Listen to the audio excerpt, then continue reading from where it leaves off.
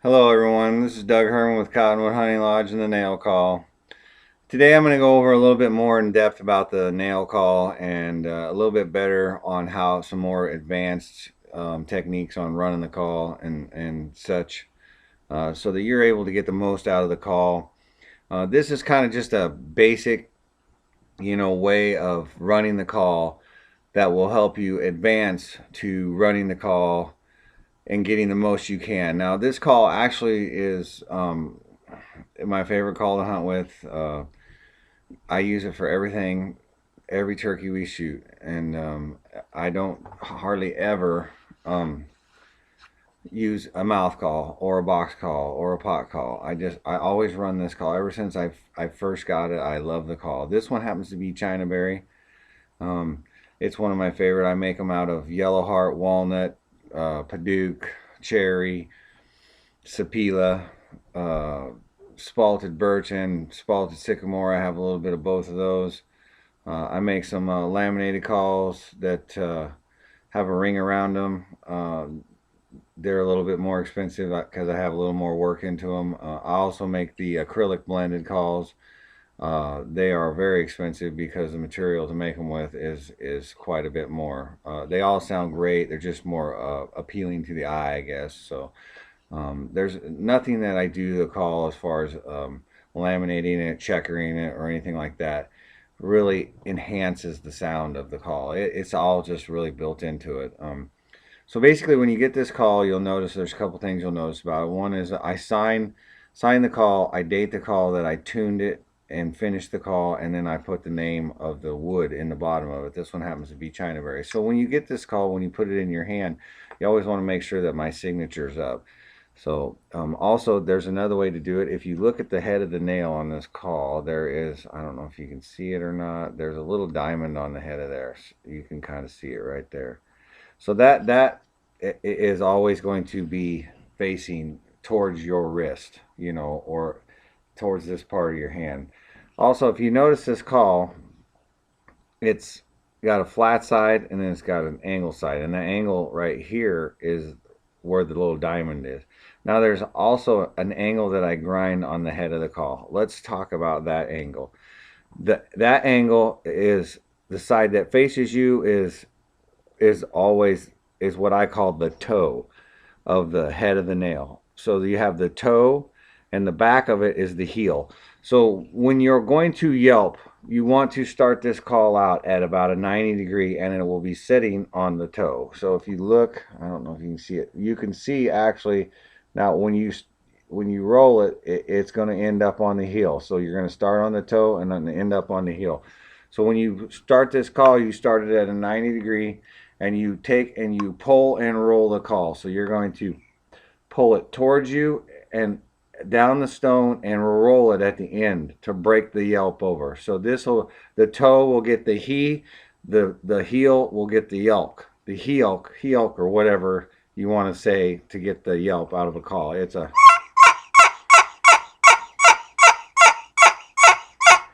Now that's just basic plain yelp. Now to kiki, you keep that on the toe, or you keep the nail at a 90 degree. You don't want to be back like this because you're not going to get the whistle. You're going to get a yelp out of it. So you want to keep it at a 90 degree. And when you whistle or you kiki on this call, you make a quick one motion. You can't be undecided. It has to be a nice quick pull. And you want to do three in a row. It's key, key, key, key, key, key, and then to yelp it over, you pull it and roll it. Yelp, yelp, yelp. So when you roll that call over, you're going to get the yelp.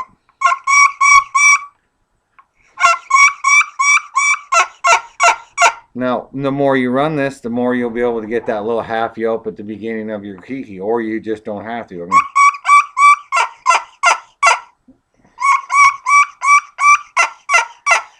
now, if you notice, I am able to reach over. This is a 4-inch stone. Everybody I send calls out to usually comes with a 3-inch stone. You want to be able to reach over the call with these two fingers because this is where you're going to get your clucks from. You're going to take this, you put pressure on the nail, not a lot, just set the nail on there, just a little bit of pressure on the head of the nail, and you're going to bump the stone bump this down the stone. I'm not doing anything with this hand other than applying pressure to the stone. And then I bring it back with this hand. So basically you're clucking, cluck, cluck, cluck. Now you want to purr, you do the same exact thing, you just twist the call a little bit. So you're going to go like this.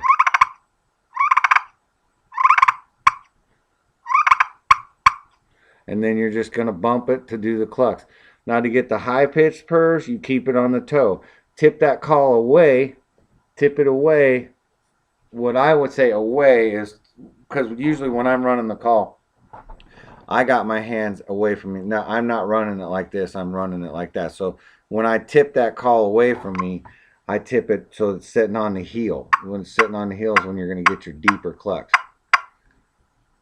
And here's the thing. If you open your finger, that's where the sound of the throat comes, is inside this box. You want that sound to echo in there. Don't completely close it off. If you notice there's a little sound can get out here and a little sound can get out right there. So you can spread your fingers out a little bit more to get a louder yelp. Like here, I'll do it in the middle of the call. I'll yelp for you and I'll spread my fingers so you can hear the difference.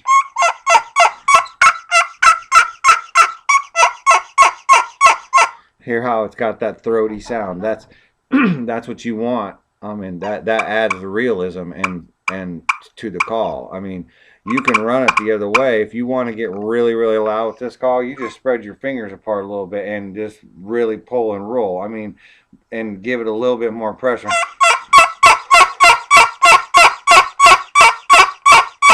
Now, to get, then to cover it up when a bird gets coming and he's coming, or you struck this turkey and he gobbles and he's gobbled a few times and you're working this bird, you can pull and roll. Now, to get really soft and to do your little bit of tree yelping or just real soft finishing calls, all you're going to do is roll that nail. You don't need to do no pull. All you got to do is a roll. You're just going to roll it.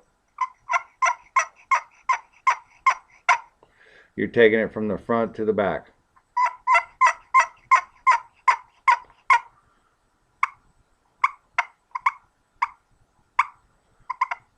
I got very, very, very little pressure on that call. Like, I mean, the nail is just sitting on there.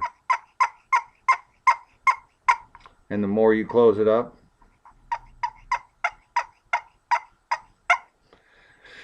so that's kind of the way that nail works.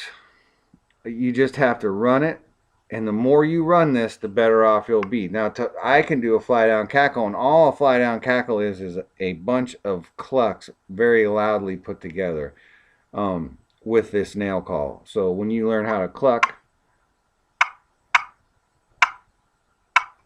then you can add the purr, where you're just going to twist it. As you can see, I'm just twisting that call, and I'm pushing it with these two fingers at the same time. So I'm just clucking with the fingers and adding the twist, which will give it a run together.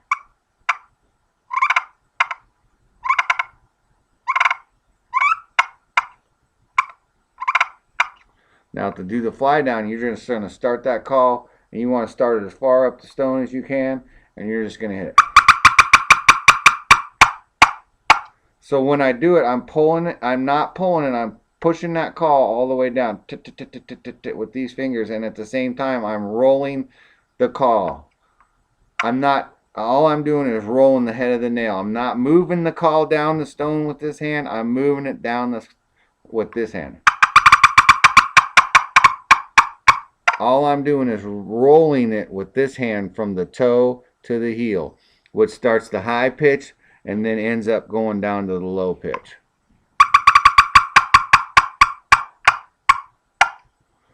That's it. Same thing as when you're going to do a fighting purr. If you want to do a fighting purr, you never have to pick this up. You don't want to pick this up off there. You just go.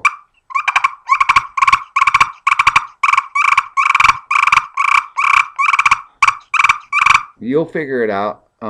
It's just like any other turkey call. The more you play with this call, the more you're going to figure out the little bit of nuances with it, and the better off you're going to be.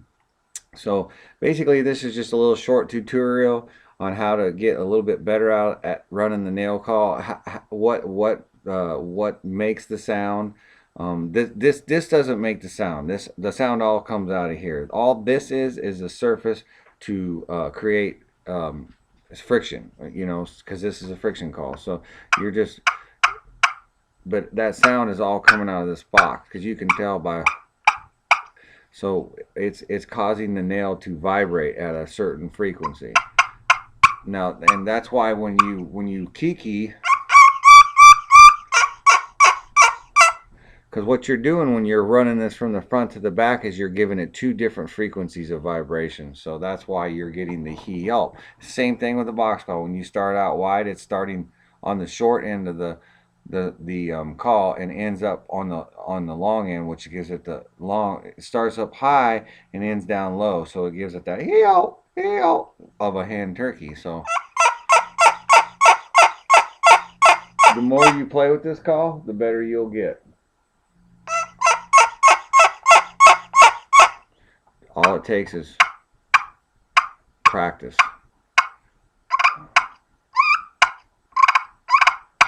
Now this stone you do not have to do anything to, unless, like I just rubbed it on my knee. See, that's a deposit. I like to let the slick build up on there. Sometimes these stones will get a little bit of an inclusion. This is actually a stone. It's actually mined from a quarry out of the earth. So if it gets a little inclusion on it, take some 120, 150 sandpaper, whatever, or drywall screen. I like to use a drywall screen. It works really, really well. So does 120 and 150. 150 works great. 220 works very good as well. All you want to do is sand that off. This is a stone. It will sand off. It's a hard stone, but it still will sand down. So if you get a little pit in there where your nail is skipping, then go ahead and take some sandpaper and sand it down. You can wash this stone. This call will run in water. I've proven it. You can dunk it under water and it'll run underneath water. So it will not, water will not affect this call one bit. So just, you know, play with the call, do your best, and get practice. I mean, all it takes is just having the call in your hand. I sold a bunch of them down in Nashville at the Grand Nationals when I was down there, and I had several guys that were sending me messages saying they couldn't put the call down. Don't blame me when you drive your wife crazy, because it will, or girlfriend or whatever. It is a very addictive call. I mean, it will not hurt your ears like a glass call. It doesn't have that high-pitched, real piercing sound. It's turkey, and it's not made to call on the competition stage, although I've used it on the competition stage. It's not made for that. It's made for hunting. This is a killing call. This call will kill turkeys. I promise you, if you learn how to run this call and you run it well, you will be able to kill turkeys with it. It's all I use. I swear by nothing other than the nail call. I don't run a pot call. I don't run a box call. I don't run a mouth call. I carry a mouth call only for gobbling. That is it. That's the only reason I carry a mouth call. Because where I hunt, it's all private ground. We use it for, I use the call once in a while. The birds are very visual. It's wide open territory. So sometimes I do fan turkeys. I do not suggest anybody fans a turkey unless you're 100% positive you are on your own property and you're not going to get shot by some stupid ass hunter who pulls up and shoots at a fan. So I don't suggest that by anybody. But I do run a mouth call simply just to gobble at turkeys. That's it. And that's the only reason but other than that, I will run nothing but a nail call. If I can't kill it with this, there's no other call out there that's going to kill that turkey. I've never not been successful running the nail call. When it's right, it's right. If they gobble and they hang up, they're going to gobble and hang up at any call. But this is the call that I pull out on the old birds, on every bird, but I tell you, it works very well on old birds. I've hunted birds that have had lots of pressure, and this call right here at the right time during the day, it's just like anything else. But it's a call that not very many turkeys have heard. If you hunt a lot of public land, you're going to have a lot more success. In my opinion, I believe if you learn how to run this call, you're going to have success with this call because it's not a call that they have heard anywhere else.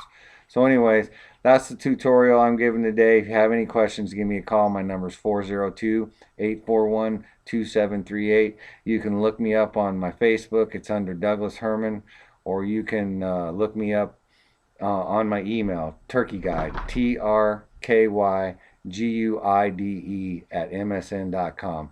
Thank you so much for purchasing the nail call. I hope you have great luck with it, and I hope your hunting ground is always full of gobbling birds. God bless and have a great day.